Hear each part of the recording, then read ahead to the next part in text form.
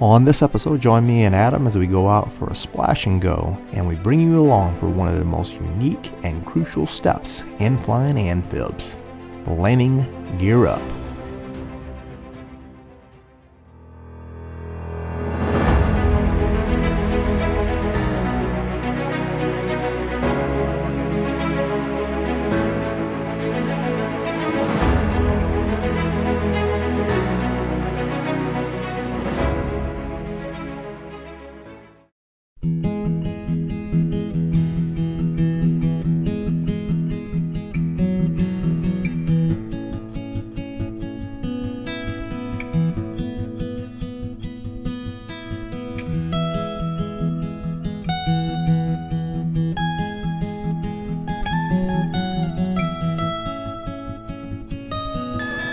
Alright, everything looks good here. We got water rudders are up, mags are both, lights are on, gear is down for land, carpet, skull, mixture, flaps 2, trim is set. Or take up checklist is complete. Burning traffic, float plane, 3 Charlie Golf is departing runway 1. Burn it. Alright, I said runway 1. I got runway 1 on the sign. Final is clear. We're lit up like a Christmas tree. We don't have any lights. We do. Got taxi and landing. Alright, final's clear. I got runway 1 on asphalt. You still buckled in, right? Yep. Alright. Alright, there's runway 1 right there. We're gonna check it on the compass. Hey, runway 1, here we go. Power's coming in.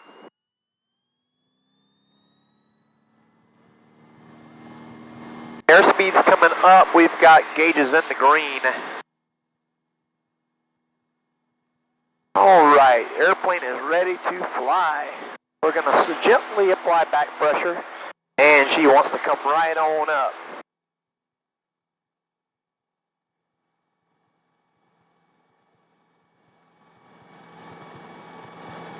Positive rate, gear up, flaps 1. Alright, flap 0. Okay.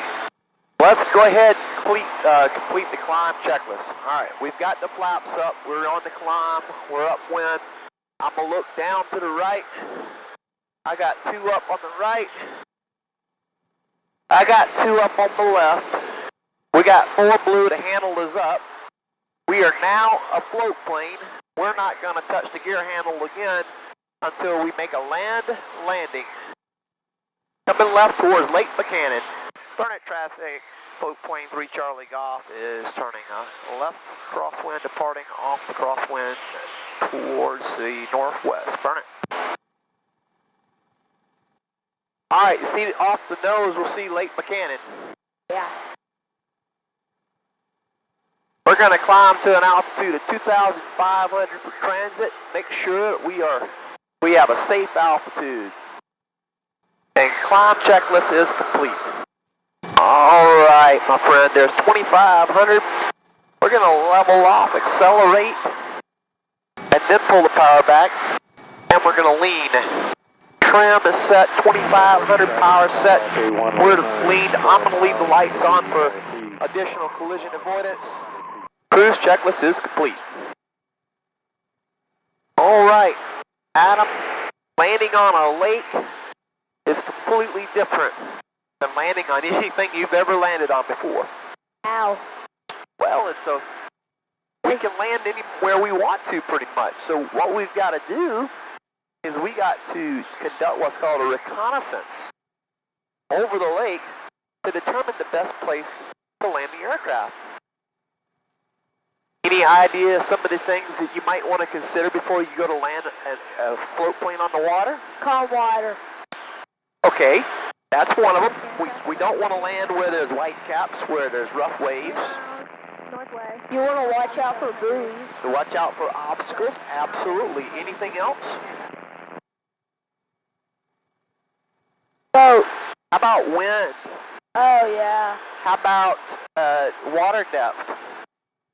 How about, you said buoys, but rocks in the water.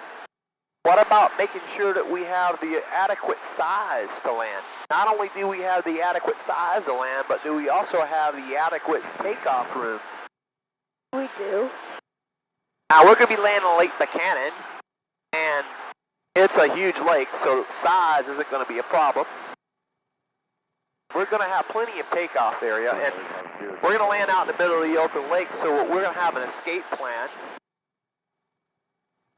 Is this a man-made lake? It is. It's a river that was dammed up.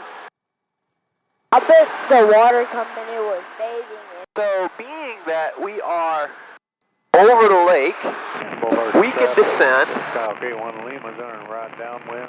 The lake is pretty calm except for a few little spots. It is. Now you see right down to the left, you'll see some shallow water with some sticks sticking out of the water. Yes. We want to be aware of those. What are they? It's just some shallow ground. The lake sits at 1,000 feet above sea level. So what we do, we go to 500 feet above the lake and we conduct a recon. Yeah. Which is what I'm doing right now. Uh-huh. Right here's really nice. So. It is nice. But the stick. And what we can do is we can look at the waves. We can look at smoke. We can look at flags. We can look at all kinds of things to determine which way the wind is coming from. Where I'd like to land, you see that little island right there off the nose? That's what's called Garrett Island.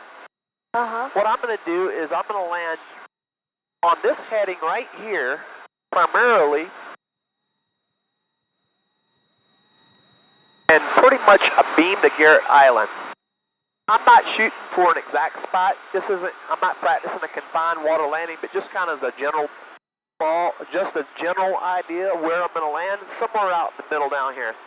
So what I'm doing is I'm going to do a recon from above to make sure there's nothing in the water, no sticks, no boats, nothing that looks like it will cause any problems for us. This is what I call my upwind pass. Now see, we don't want to get too terribly close to the island because there's debris in the water and there's land. There's some boats out here. And this also provides us with an adequate run to take off when we decide that we're complete with the maneuver. Yeah. All right, so we're going to clear left. And you see the smoke over there, Adam?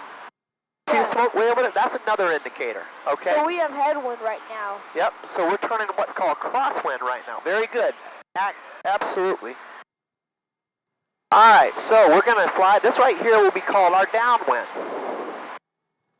where we fly downwind, right? Yeah. And we're going to get some checks done. Now look at this. Look at how beautiful. The other thing, too, is if we can avoid landing into the sun where we get really bad glare, if that's an option, we don't want to try to land into that glare because that will hurt our peripheral as we go to land, right? Yeah. Okay, so we're downwind. We got the water rudders up. We've got mags on both lights. We got the gear handle up, no red, 4 blue. I got 2 up on the right. I got 2 up on the left. We are a float plane landing on water. This will be a water landing. The carburetor heat comes on. The mixture's coming in. We'll pull the power back. We got fuel for the mission. Airspeed, white arc, 1 notch of flaps. Gear is up for water landing. Gear is up for water landing, acknowledged. That's good. We definitely want to have the gear up for a water landing. Yeah. The carburetor, gas, water rudders, undercarriage, mixture, power, which is going to be carburetor heat on short final. Your seatbelt secure. Yes. Flaps are set. Okay, we're going to turn base. All right, I see 4 blue on base. And we're turning final. All right, we are on final. There's a red buoy out there. I'm going to land slightly to the left of the red buoy. We got 4 blue. Carburetor heat is going cold in case we got to do a go-around. We got good texture, so this is not a glassy water landing. Get ready for your very first landing, my friend. All right, here we go. We're coming down, coming down. All right, now right about here, we're going to hold it off. We're going to hold it off. We're going to hold it off. And we're going to hold the stick back. And we're going to hold the stick back. We're going to hold it back. We're going to hold it back. We're going to hold it back. We're going to hold it back. Hold it back. Hold it back. Keep that stick all the way back.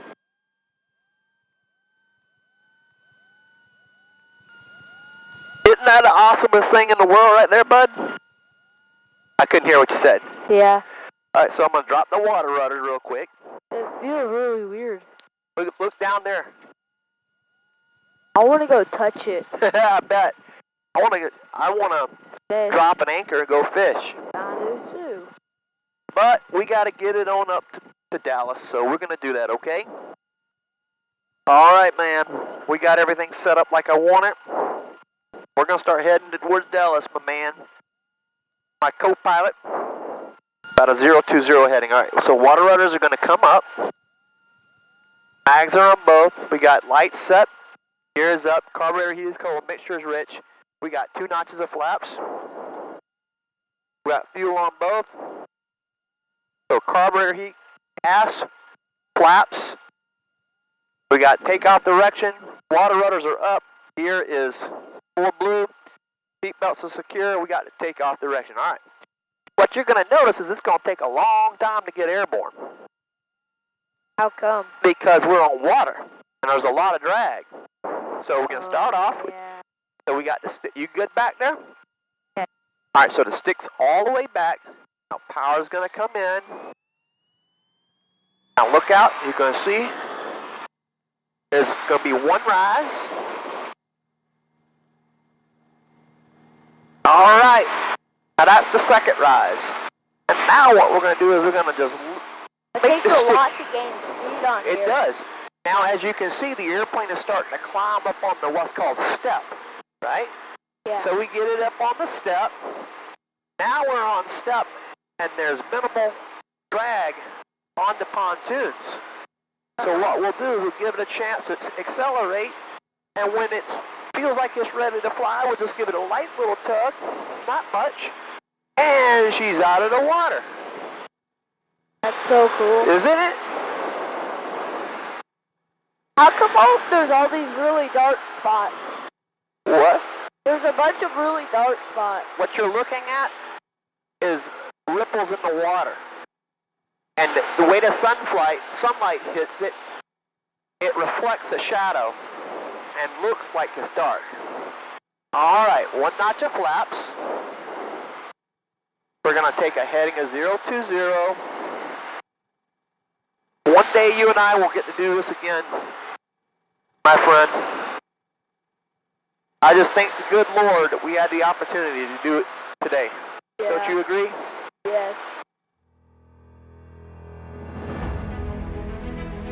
After doing a quick splash and go on Lake Buchanan, Adam and me continued to ferry the float plane to its new owner in the Dallas-Fort Worth area.